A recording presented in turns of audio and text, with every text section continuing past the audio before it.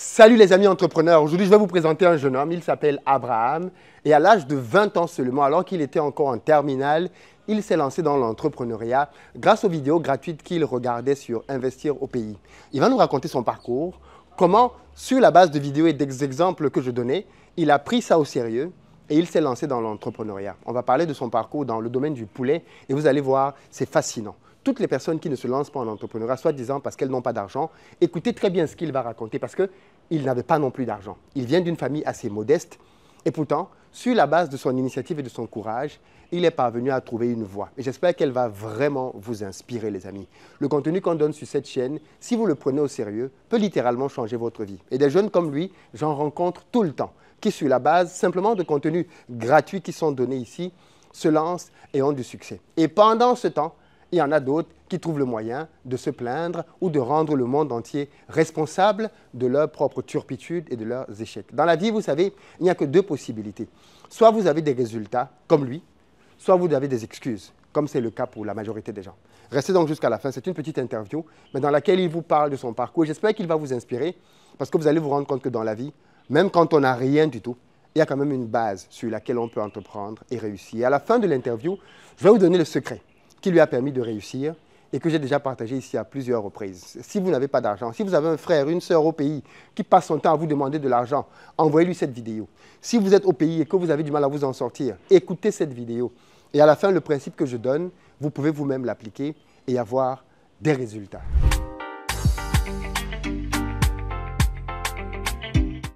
Pour le reste, les amis, je vous donne rendez-vous dimanche prochain à Lomé, au Togo, pour une formation que j'organise à l'Agora Senghor autour du thème 3 business qu'on peut lancer au Togo et générer tous les mois 2 millions de francs CFA.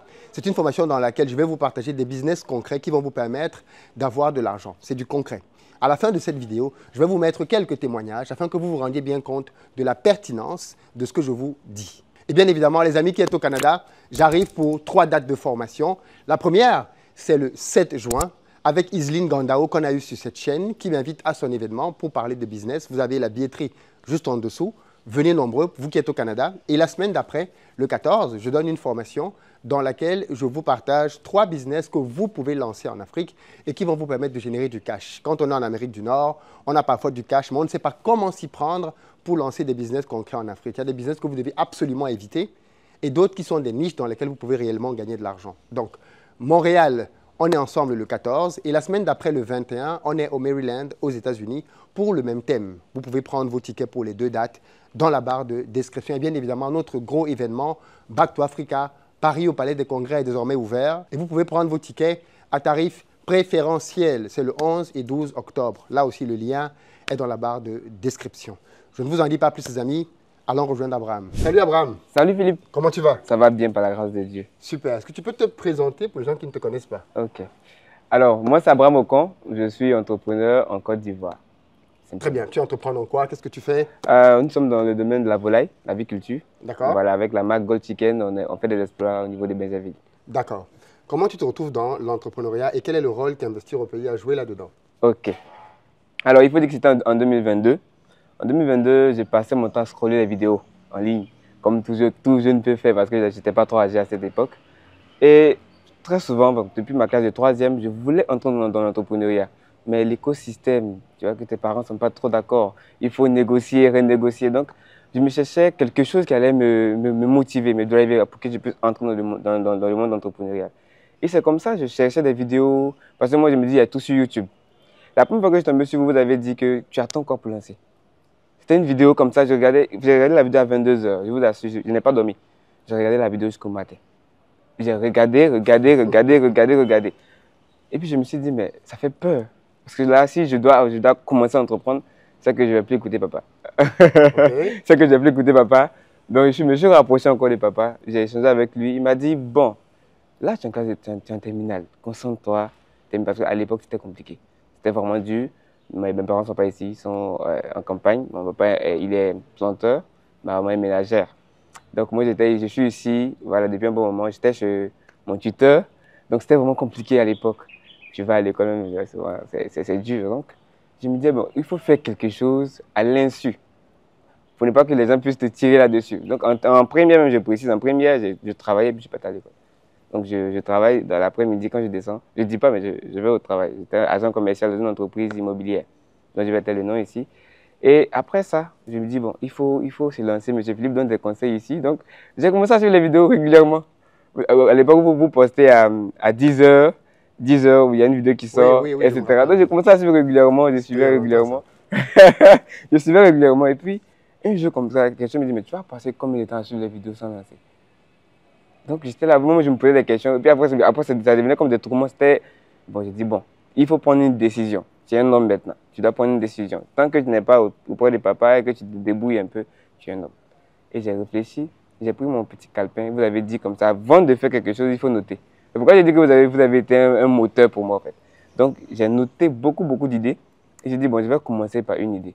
La première idée, c'était de faire une entreprise qui allait permettre à ce qu'on puisse réduire la cuisson des sauces.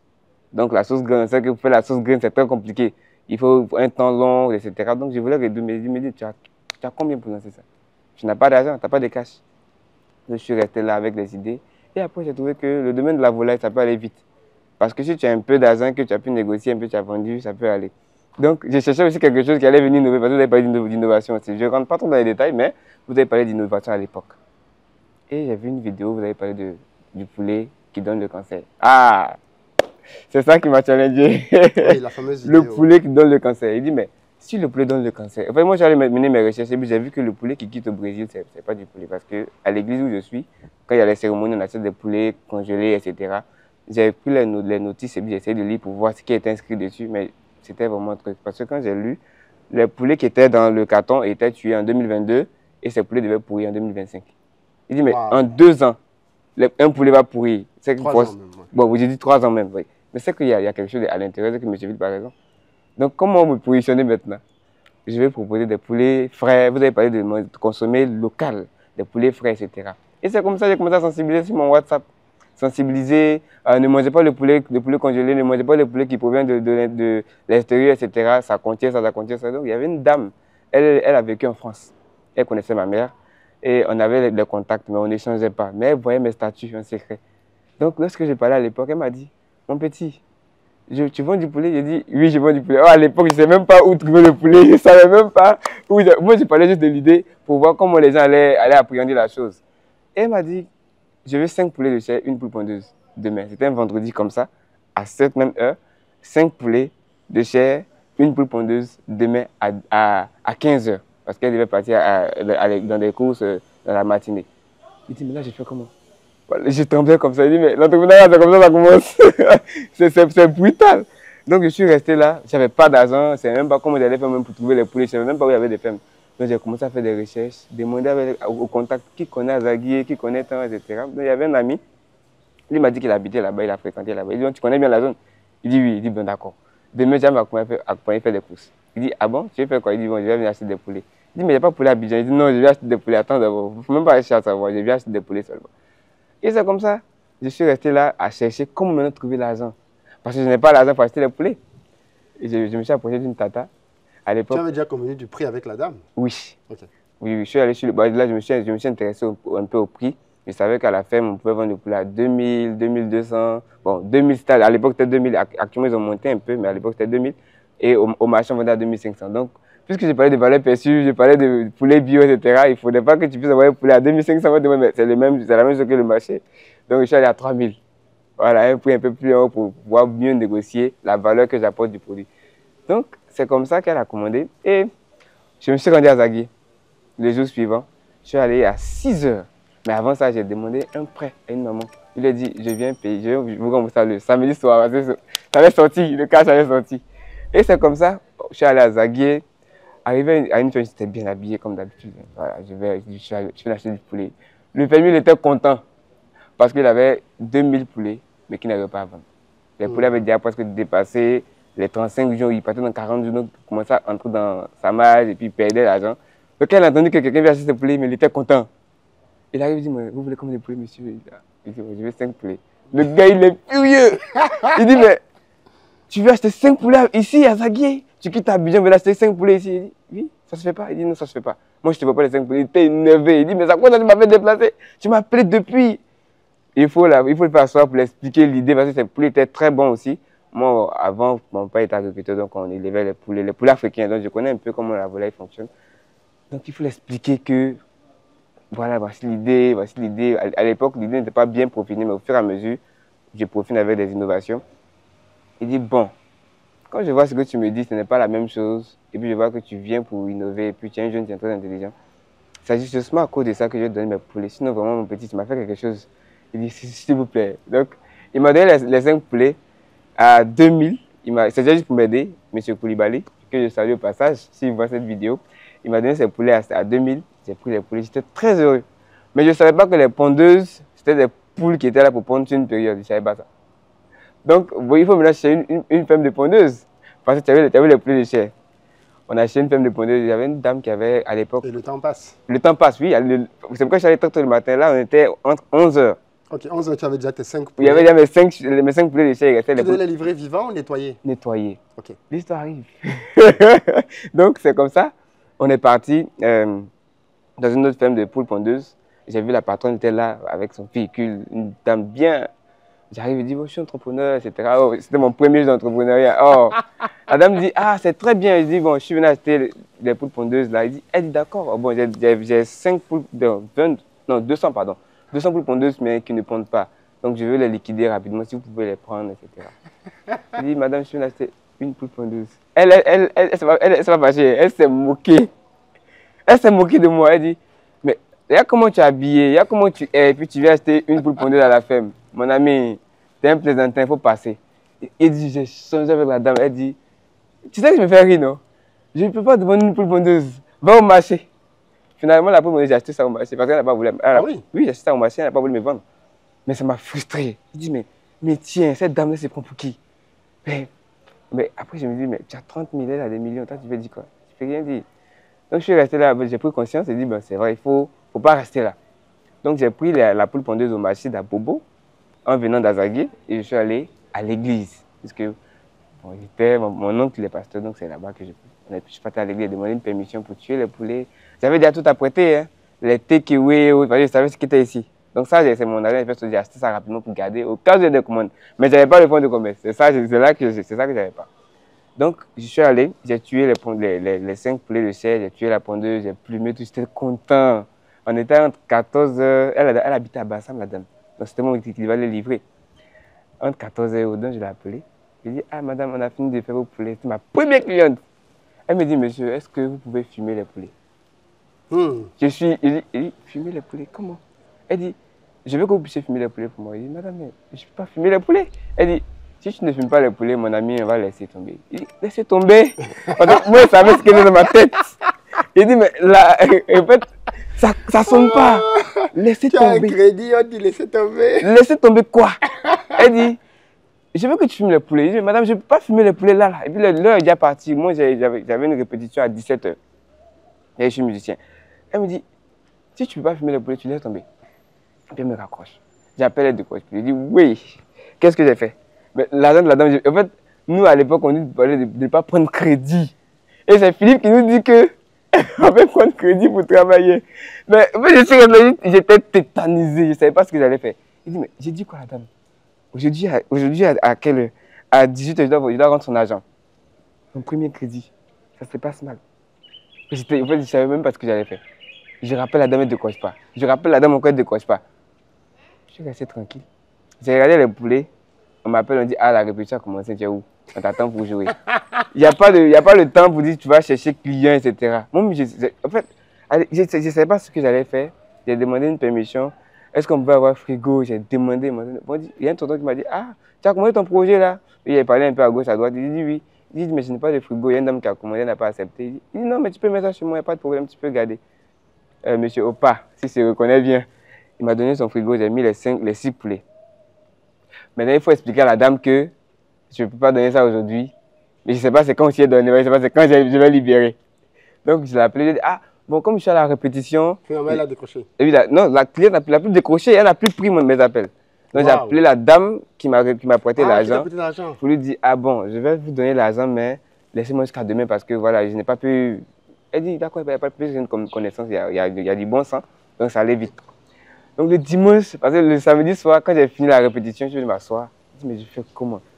Je fais comment? Quelque chose me dit, prends les poulets, donne à ta tante, elle va cuisiner, vous allez manger, tu vas trouver une autre solution. Si c'est pour aller faire manawa, puisque avant je faisais les trucs de maçon, là, c'était mon job. Depuis la classe de 5e, c'était mon job même pour pouvoir avoir l'argent. Manawa, c'est quoi? Aide-maçon. Aide-maçon, voilà, aide-maçon, pour ceux qui ne savent pas. Donc, tu allais faire ça pour avoir de l'argent. Je dis non. Philippe nous a dit qu'il faut être résilient, il faut travailler dur. Ça ne sera pas facile, mais tu as laissé comme ça pour partir. Si tu laisses comme ça, c'est quand tu vas venir reprendre encore. Au fait, j'ai raisonné, j'ai dit non. Bon, je ne donne pas à quelqu'un. Je vais trouver une solution pour vendre. Donc, je suis allé dormir la nuit comme ça. Le dimanche matin, on devait aller au culte, bien sûr.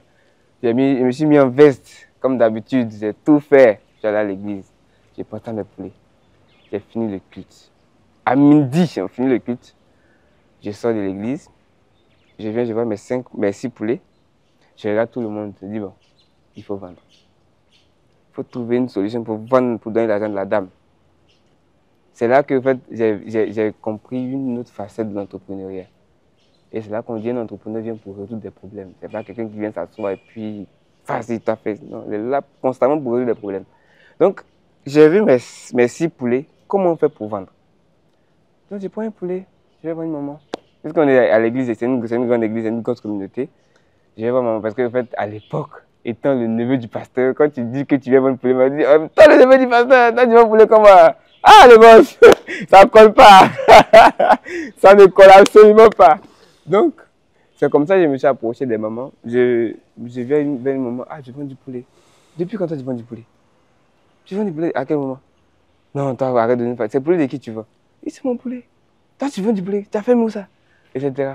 Donc, c'est comme ça, j'ai peiné. Il y a une maman qui a dit, elle dit, ton poulet là, c'est combien? Elle dit, c'est 3 000. Elle dit, donne-moi un poulet. Elle dit, quand elle a pris le poulet et qu'elle m'a remis les 3 000, parce que j'ai sauté. Elle me dit, mais il y a quelque chose? Non, il n'y a rien. Moi aussi, je connais mon combat. Toi, tu ne vas pas comprendre. En fait, j'étais tellement content. Je dis, mais c'est comme ça l'entrepreneuriat, il y a un problème. Tu trouves une solution, puis ça passe quoi. Donc, j'étais heureux. J'ai continué. De midi, 13h, 14h, 15h. Bon, tout le monde a commencé à battre à la maison. Ah, j'ai vendu un seul poulet. Et le reste, tu fais comment? Ah, il dit, ah. En fait, il est compliqué maintenant. C'est quoi ça? En fait, tu as envie de pleurer, mais tu ne pleures pas. On ne pleure pas. Donc, j'ai continué. Et il y a une maman, elle est partie à la maison. Elle devait recevoir des gens de la France. Et elle m'a vu avec le poulet. Elle dit, mais c'est pour qui le poulet? Il dit, c'est moi, je vends. Et tu vends du poulet? Il dit, oui, je vends du poulet. Elle dit, ah, tu as combien de poulets? Il dit, j'ai 4 poulets de chair, une poule pondue. Elle dit, envoie tout. Elle dit, vous dites quoi? Elle dit, envoie tout. Je paye. Elle m'a remis l'argent. Elle dit, j'étais là, en fait, je ne savais même pas quoi dire. Moi, bon, là, je me dis, c'est la volonté de Dieu, c'est la grâce de Dieu. Mais en fait, j'étais débordant de joie. En même temps, je ne savais pas ce que j'allais dire. Et là, le soir, quand je suis arrivé encore, je vais consulter encore une vidéo. Il dit, mais Philippe, toi, tu es mon mentor, je ne vais plus te laisser. Hein. Je vais consulter encore une autre vidéo. On doit aller à un autre niveau là. Et c'est comme ça, les commandes ont commencé à s'enchaîner. Le jour suivant, j'ai eu une commande de 10 poulets. Donc, l'ami qui m'a aidé, à partir à Zagué, je l'ai pris comme un partenaire, quoi. Donc, je lui ai dit, bon, toi, tu vas chez les poulets, tu m'envoies ici, moi, j'emballe et je vais livrer. Donc, on a commencé comme ça. J'emballais dans la cuisine de ma tante, que je salue, Madame Matin. Elle m'a beaucoup aidé, cette dame-là. Donc, je prends le poulet. Il m'envoie, j'emballe, je vais livrer. Mais à l'époque, je partais aussi à l'école. Donc, il faut... Tu es dans quelle classe? Terminale. Quelle filière? Terminale D. C'était dur. Donc, souvent, je trichais, je triche. Parce que le projet était dans ma tête. Souvent, je vais. Souvent, je triche. Souvent, je triche. Et c'est comme ça que j'ai évolué. Après, j'ai dit, bon, il faut terminer l'année. Donc, j'ai stoppé le projet. J'ai terminé l'année. Bon, malheureusement, ça n'a pas été comme je le pensais. Mais moi, ça ne m'a pas affecté parce que je me dis, il faut toujours continuer. Je continue. C'est récemment, moi, j'ai commencé en 2022. Hein. Je suis un très jeune entrepreneur. Donc, c'est comme ça que j'ai évolué. Et à l'époque, bon, j'étais tellement fougueux que voilà, je tapais presque partout. Donc, j'ai participé à un concours entrepreneurial. C'est pourquoi, avant-hier, lorsque vous avez lancé, je suis venu. Donc, quand j'ai participé au concours, je suis parti, j'ai été parmi les lauréats, mais je n'ai pas été récompensé parce que je n'ai pas été parmi les 3 premiers. D'abord, récompensé les 3 premiers. Donc, j'avais un ami qui, lui, il avait un projet qui portait bien à l'époque, et ils ont été récompensés. Mais quand il m'a vu, il dit, mais toi, tu as quelle entreprise, tu as quel projet quand tu viens, quand on te prend parmi 1000 personnes? Il dit, mon ami, calme-toi, hein, ça va comme ça. Et il a été vraiment, quand je lui ai expliqué le projet, il était content. Il a dit, bon, je vais travailler avec toi. Je vais ton associé. Il dit, non, c'est mon projet. Je ne veux pas d'associé, je suis seul sur mon projet. En fait, à l'époque, je ne comprenais pas la logique. Il dit, je ne veux pas l'associer. Je n'ai pas accepté. Il dit, bon, d'accord, je te laisse aller réfléchir parce que ce n'est pas facile. Quand tu finis de réfléchir, reviens-moi. Donc, à l'époque, on avait fini les examens. Quand j'avais fini de prendre les résultats, ça n'a pas été. Et puis, j'ai dit, bon, il faut relancer le projet. J'ai dit à papa que, bon, tu sais que c'est dur. Tu sais bien que actuellement, c'est toi qui gères. Quand je vois tous les enfants que tu as, c'est compliqué. Moi, je me cherche. Je me casse. Il dit, bon, c'est ta volonté, il n'y a pas de problème. Je sais que j'ai confiance en toi. Mon père était vraiment un déclencheur parce qu'il a été très compréhensif dans tous les processus de ma vie. Quand j'ai eu mon entrée en sixième, ce n'est pas un père qui a été trop exigeant. Il m'a dit simplement, va à l'école. Ne sois pas parmi les derniers, ne sois pas aussi parmi les premiers, sois parmi les meilleurs. C'est tout ce que je souhaite pour toi. Cette parole-là, ça ne m'a jamais quitté. Donc, en toute chose, quand je fais, je veux être parmi les meilleurs. Et être parmi les meilleurs, vous savez, forcément, tu seras en haut. Donc, à l'école, je me challengeais. C'est en terminale, quand j'avais commencé le projet, c'était une mauvaise période, mais vous avez dit. Mais bon, la chose était dans ma tête, c'était depuis la classe de seconde. Quand j'ai eu mon BPC, je voulais faire la série technique pour aller faire le génie industriel. Parce que moi, je suis fou d'industrie. J'aime la transformation. Mais bon, les parents ont dit qu'il n'y a pas d'argent. Même j'étais à l'intérieur du pays. C'est moi-même j'ai forcé. J'étais petit, je suis venu à Abidjan, j'ai dit, bon, je vais faire réaffectation là. Et comme vous ne pouvez pas vous déplacer, moi, je suis venu faire ma chose. J'étais petit, j'avais pratiquement, bon, pas petit, mais quand tu vois l'âge à l'époque et puis toute la foule que j'avais, c'était pas donné à tout jeune. Donc, je suis quitté là-bas, je suis venu à Abidjan. C'est moi que j'ai fait la réaffectation. J'ai changé d'école pour venir à Abidjan. Et lorsque je suis venu, je devais changer de série. On dit, il n'y a plus d'argent. Ça m'a tellement fait mal. Tellement fait mal. Je dis, mais pourquoi l'argent peut constituer ce problème-là? Parce que moi, j'ai industrie. C'est pourquoi dans tous mes projets, quand je pense mes projets, je pense à l'étape industrie. Et je suis beaucoup dans les projets agricoles comme avicoles. Voilà, les autres projets là, bon, tu peux faire ça pour avoir un peu d'argent pour réinvestir dans ton projet de cœur. Mais mon projet même que je veux, c'est l'industrie. C'est pourquoi je vous suis beaucoup. Avec le boss Bertin, que je salue. Pour moi, ce que vous faites, c'est tellement génial. Donc, c'était comme ça qu'on est parti. Après, j'ai accepté l'offre de mon collaborateur, M. Timothée, il va se reconnaître. Donc, j'ai accepté son offre et puis on a continué le projet. On a continué, c'était pas facile. C'était vraiment pas facile. Parce que là, j'avais vraiment un truc qui était d'apporter des poulets, mais pas des petits poulets au marché. Parce que j'avais compris que quand tu parles de valeur perçue, il faudrait que le produit aussi vaut son prix. Aller prendre avec les fermiers, souvent on te dupe, on te ment, on te dit le poids c'est ça, tu arrives, c'est pas ça. Or, tu commences à acheter maintenant en nombre. Et quand tu achètes le plus, ce n'est pas ça que les clients s'attendent à un bon produit, que tu livres un mauvais produit, ça commence à huer après. Donc, nous, on a pris une petite ferme et on a commencé à engraisser les poulets. Oui, j'ai commencé à engraisser les poulets, j'achète, je viens engraisser et je livre. Ah, les clients ont trop aimé. Les poulets de 3 kilos, 2 kilos. On a arrêté à un moment, mais on compte reprendre très bientôt. Parce que là, maintenant, on a pris le local de Benjerville le mois de février passé. Oui, j'ai pris un grand local à Benjerville. Parce que le projet maintenant est en voie de développement. Donc voilà ce que Investir au pays a fait pour moi. Et Philippe Simi. Excellent. Non, mais c'est une preuve que un jeune qui ne fait rien dans nos pays, c'est un jeune qui est paresseux. Bien sûr. Parce que tu as quel âge maintenant? Bon, 23 ans. 23 ans. Tu as quel niveau d'études? Bon, j'ai arrêté en classe de terminale. Ok. Oui. Tu avais eu ton bac ou pas finalement? Non, je n'ai pas eu mon bac. Ok, donc après tu n'as pas continué? Oui, je n'ai pas continué, mais je compte reprendre en candidat libre comme Ok, mais il faut comprendre et avoir ton bac. Non, ça c'est clair. C'est très important d'avoir au moins le bac. Parce qu'après ça t'ouvre, tu peux reprendre tes études quand tu veux, tu as un bac et tu peux faire des choses. Il faut avoir au moins le bac quand on peut. Mais qu'à cela ne tienne, des jeunes comme toi, il y en a plein qui suivent le média et qui lancent des business rien que sur la base de vidéos gratuites. Et c'est très bien que toi-même tu aies expliqué ton parcours de manière assez... je pense que je t'ai laissé la latitude d'exprimer toi-même comment tu as vécu les choses. Et c'est important parce que les gens c'est le constat que je fais en tout cas, les gens qui réussissent ont ça de particulier qu'ils ne se contentent pas d'écouter. Ils appliquent. Super. Et tu verras bien que la première personne qui t'avait dit qu'elle allait acheter, finalement, elle n'a pas acheté. C'est horrible de faire ça.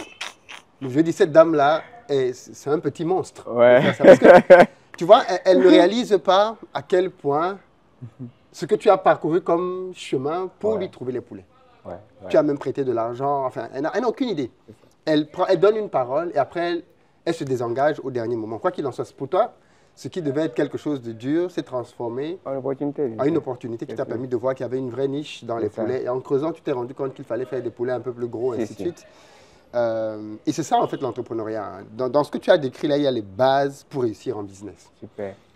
Je connais très peu d'entrepreneurs pour qui le projet qui leur donne de l'argent, c'est le projet avec lequel ils ont commencé au départ. En général, un entrepreneur, c'est quelqu'un qui, confronté à des difficultés, réajuste son business model. Super. Par exemple, toi, tu dis bien qu'au début, tu achetais des poulets à la ferme et tu allais les vendre aux clients. Mais tu t'es rendu compte que les fermiers, parfois, te donnaient des poulets qui n'étaient pas gros comme tu l'espérais, alors que tu avais déjà vendu quelque chose à tes clients. Et de là, il t'est venu l'idée de créer toi-même ta petite ferme dans laquelle tu vas prendre des poulets, les engraisser, donc leur donner à manger, pour qu'ils atteignent un certain poids et les revendre un peu plus cher sur le marché. Et c'est ça l'entrepreneuriat. C'est cette capacité à pouvoir identifier que là, il faut que je fasse un pivot. Ce n'est pas tout à fait ce que j'avais prévu. Il faut que je fasse un pivot. Et c'est normal. Et c'est normal. Aujourd'hui, vous êtes à une étape où vous avez maintenant un local à Benjaminville. C'est une étape de votre projet. Et après, demain, vous allez à une autre étape. Il n'y a rien qui est écrit dans un livre de tout ce qui va se passer. C'est au fur et à mesure que tu es sur le chemin que tu vas découvrir des choses et que tu vas te réajuster. La finalité étant juste de ne jamais abandonner. De ne jamais abandonner. Donc, bravo. Tu n'as que 23 ans. Tu as commencé à quel âge? Ce que tu dis, la première fois que tu as commencé, à 20 ans. Tu es encore très jeune, très frais, très dynamique. Et je te souhaite de réussir dans ton aventure entrepreneuriale. De toutes les façons, si tu es résilient, donc quand la vie te donne un coup, tu te relèves, tu réussiras. Super. Il n'y a pas, c'est la caractéristique première de tous les entrepreneurs qui réussissent. C'est le fait que peu importe le coup qu'ils reçoivent, ils se relèvent.